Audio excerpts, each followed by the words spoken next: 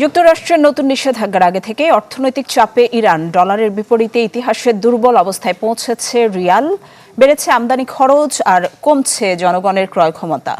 ইরানি ব্যবসায়ীরা বলছেন এর সরাসরি প্রভাব পড়ছে বিক্রি এবং মুনাফায়। তবে দেশটির কেন্দ্রীয় ব্যাংকের গভর্নর বলছেন চলমান অস্থিরতা কাটিয়ে শিগগিরই অর্থনীতিতে স্থিতিশীলতা ফিরবে। ঢালাইয়ে দৃঢ়তা, নির্মাণে নিশ্চয়তা, প্রিমিয়ার সিমেন্ট, ঢালাইয়ের রাজা। যুদ্ধে লেজে গোবরে পাকিয়ে ডুবন্ত ট্রাম্প এখন ডলার আঁকড়ে বাঁচার চেষ্টা করছেন। 6 মাস ধরে চলা যুদ্ধে ইরানের অর্থনীতি যখন বিপুল চাপে, তখন নিষেধাজ্ঞা দিয়ে কাবু করার কৌশল নিয়েছে ট্রাম্প প্রশাসন। ডলারের বিপরীতে ইরানের রিয়াল এখন ইতিহাসের সর্বনিম্ন পর্যায়ে পৌঁছেছে। লিফটের যন্ত্রাংশ তৈরি ও সরবরাহকারী প্রতিষ্ঠান ডেনা লিফট গ্রুপের ব্যবস্থাপক মরিয়ম আশিগি বলছেন, যুক্তরাষ্ট্রের নতুন নিষেধাজ্ঞার প্রভাব আগের চেয়ে এখন বেশি তীব্র। নতুন নিষেধাজ্ঞাগুলো আরো লক্ষ্যভিত্তিক। মুদ্রার ওঠানামা, আমদানি সংকট সব মিলিয়ে মানুষের ক্রয় ক্ষমতা অনেক কমে যাবে।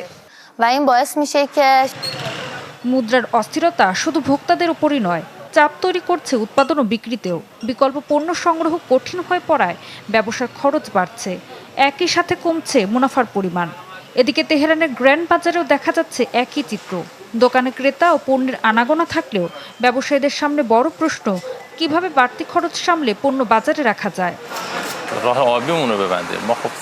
নিষেধাজ্ঞায় আমাদের কিছু খরচ বেড়েছে, এতে জনগণ ও দেশের উপর অর্থনৈতিক চাপ তৈরি হচ্ছে। তবে আমরা বিশ্বাস করি এই পরিস্থিতি কাটিয়ে উঠতে পারবো।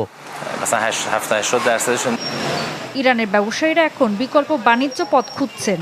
দক্ষিণের বন্দর নির্ভরতা কমিয়ে অন্য সীমান্ত দিয়ে পণ্য আনার কথাও ভাবছেন তারা। এরই মধ্যে আরও বড় সংকেত এসেছে মুদ্রাবাজার থেকে। ইরানি গণমাধ্যমের হিসাবে রোববার খোলা বাজারে এক মার্কিন ডলারের দাম উঠেছে 20 লাখ রিয়ালে। দেশটির মুদ্রার রেকর্ডে বড় দরপতন।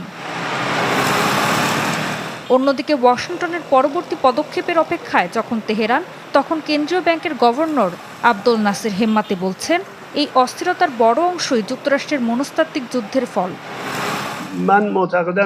আমি আত্মবিশ্বাসী পরিস্থিতির উন্নতি হবে, এসব সমস্যার সমাধান হবে এবং সংকট কাটিয়ে ওঠা সম্ভব হবে। খুব বেশি সময় লাগবে না। কিন্তু সেই আশ্বাসের বিপরীতে এখন কঠিন বাস্তবতা। নিষেধাজ্ঞা, আমদানি সংকট ও মুদ্রার দরপতনের পাশাপাশি যুক্তরাষ্ট্রের সাথে শান্তি আলোচনা কার্যত অচল অবস্থায়। ঋতু সাহা, চ্যানেল 24।